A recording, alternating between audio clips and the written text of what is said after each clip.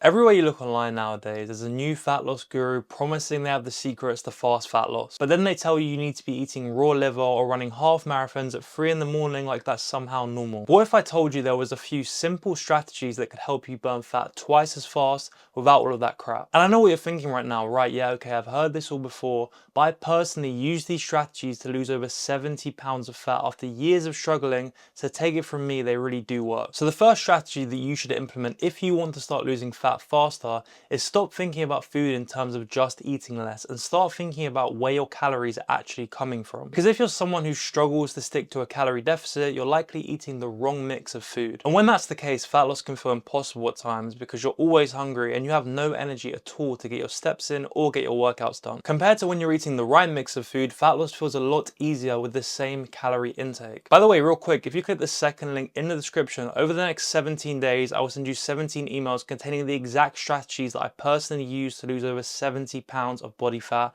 and that's for free, so make sure you go and do that straight after this video. So let's start with carbs, and what you need to realize is that carbs are not making you fat, and they can actually be one of the best tools for fat loss that you have if you are utilizing them properly. The two mistakes that most people make is they eat carbs like 7 or 8 times throughout a day, or they cut their carbs way too much. What I found that works both best for me and my clients is front loading your carbs before your workouts. The reason for this is that carbs are your body's preferred source of energy, so when you eat them a couple of hours before your workout, they massively improve your performance and increase your output. And of course, when you're getting better workouts, you're going to be way more likely to retain or even build muscle, and the increase in energy is going to increase your overall calorie burn. You'll hear countless people telling you that carbs are evil and you need to cut them out completely, but what happens when you cut carbs too aggressively is your energy levels crash and at the same time you lose strength, which causes your workouts to be shit. But even worse than that, the amount of subconscious movement you're doing throughout the day, like fidgeting and just moving around the house, plummets, which means less calories burned and less fat lost. So instead of fearing carbs, use them strategically early in the day before your workouts when your body needs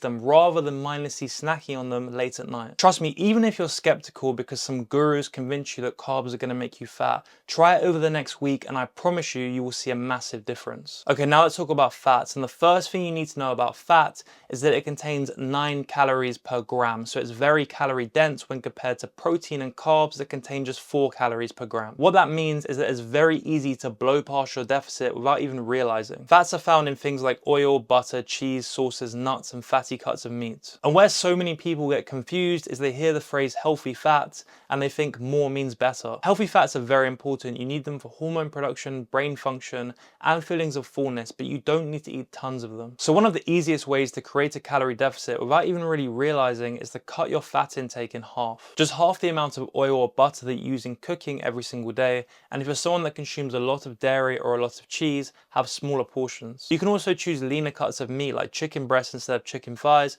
and 5% fat minced beef instead of 20% fat minced beef. And the best part about that is you haven't even decreased the amount of volume that you're eating in terms of your food, but you've removed thousands of excess calories from your diet. Genuinely, it sounds so simple, but simple when it comes to fat loss is better because it means you're way more likely to actually stick to it. Okay, now the most important macro for fat loss, protein, or as I now call it for some reason, don't ask me why, protein. First of all, protein keeps you fuller for longer, which means less cravings and less snacking. Secondly, protein is the building block of muscle, so when you eat a shitload of it, you're way more likely to retain the muscle you have, and the more muscle you have, the more calories your body burns naturally, so it's vital you hold on to it as much as you can. And thirdly, something a lot of people don't realize, protein has the highest thermic effect out of the 3 macronutrients, but what does that actually mean? Well, it means your body burns more calories digesting protein when compared to carbs and fats. In fact, roughly 25% of the calories in protein are burned just by digesting it. So when you eat more protein, you are increasing your calorie burn without any extra effort.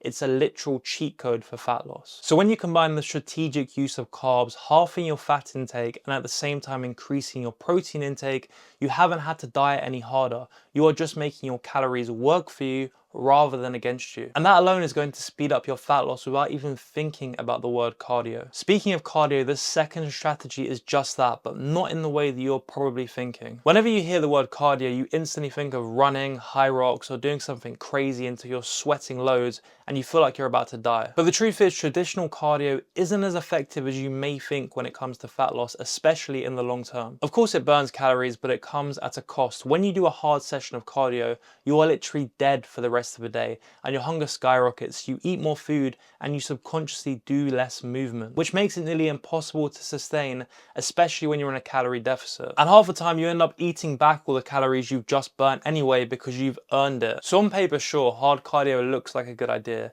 but it's actually not that great. And a piece of advice that's thrown around a lot, including by myself, is do 10,000 steps a day.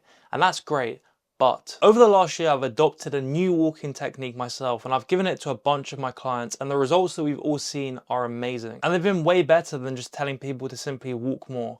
And what it is interval walking, which basically means instead of doing one long walk in a day, do 2 shortened walks. What an interval walk actually is where you walk around 15 to 20 minutes, and during that walk you alternate between 30 seconds of fast purposeful walking and 30 seconds of a normal relaxed walk, and repeat this for the duration of the walk again twice per day. When you do this, you should be feeling like you're breathing a bit heavy and your heart is pumping, but you should still have the ability to hold a conversation. This works so well because it raises your heart rate to the point where you're burning more calories, but it doesn't fatigue you in the same way that hard cardio does. And those fast intervals increase the amount of calories you burn from walking when compared to just normal walking massively. For most people, each interval walk is going to burn anywhere from 120 to 180 calories. Now, it doesn't sound like a lot, but if you're going to combine that twice a day with hitting the 10K step mark, you're looking at 500 calories burned per day. Over weeks and months, that's a lot. And most importantly, because it's not going to burn you out, you can stick to it for a long period of time,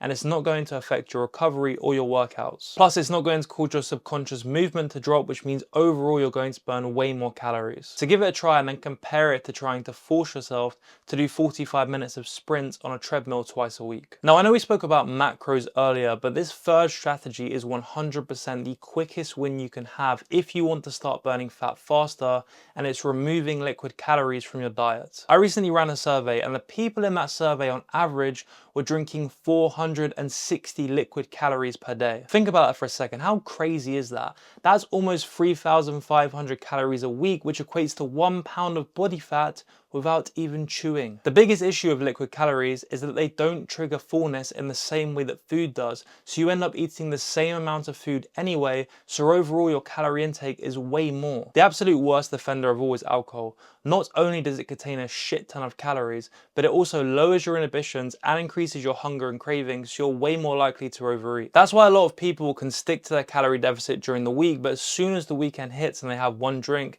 they wipe away all the good work they put in during that week. To cut down on alcohol, honestly, you don't need to cut it out completely, but limit yourself to a few drinks a week, at least whilst you're trying to lose fat. Also, cut out sugary coffees, lattes with 19 shots of different syrups, and frappuccinos that contain 600 calories are just a complete no-go. Have a cappuccino or a latte with semi-skim milk or a black coffee. Do that for a week and I'm telling you, you won't even crave those sugary coffees. And stop drinking fruit juice, seriously, it makes no sense. It's literally just fruit without the fiber and without the nutrients. Eat the fruit instead. If you really do want fruit juice, then make it at home, because it's gonna be way less calorific, way less sugary, and way better for you. And by doing all of that, you can easily remove 300 to 500 calories a day from your diet without even touching your food. And that's how you skyrocket the speed in which you're losing fat. Strategy number 4 is what I genuinely believe separates the people who lose fat fast and lose it painfully slow, and it's keeping things simple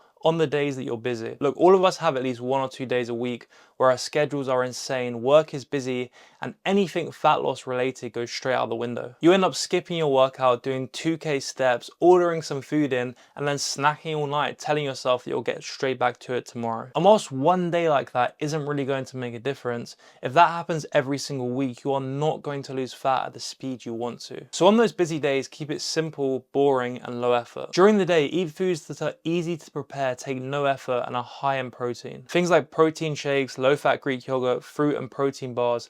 That way you are still going to stay in a deficit whilst hitting your protein target. And then when dinner comes around, eat something substantial, a big source of lean protein and a load of vegetables, and that will make sure you go to bed feeling satisfied, and it massively reduces the chance of you blowing your deficit. What I like to do is keep a few meal preps in my freezer, so whenever I have one of those crazy days, I can just open the freezer, put it in the oven, heat it up for 10 minutes, and the food is there, and I have to do nothing to work for it. Also, when it comes to your workouts, if you can't do a full one, do a reversion workout. What that is a 20 to 30 minute version of your regular workout That way you feel good about yourself and you stay in your regular routine, so when things get less busy, you get right back to it. And the same can be said for steps. If you can't hit your count, get as close as you can to it. The thing is, those busy days are going to happen whether you like it or not. Just make sure you're prepared, and then that way fat loss isn't going to slow down. And if you implement all the strategies that I've just spoken about in this video, you can reasonably expect to cut around 500 to 1000 calories per day from your bottom line. That's going to equate to 1 to 2 pounds of extra fat loss every single week. So you can see for yourself how much these simple strategies can actually speed up your fat loss. And if you want my help implementing strategies just like that, but personalized to you so that you can finally lose fat and keep it off for the rest of your life, click the first link in the description. Other than that, I hope this video helped. If it did, leave it a like, share it with a friend, and subscribe, and I'll see you in the next one.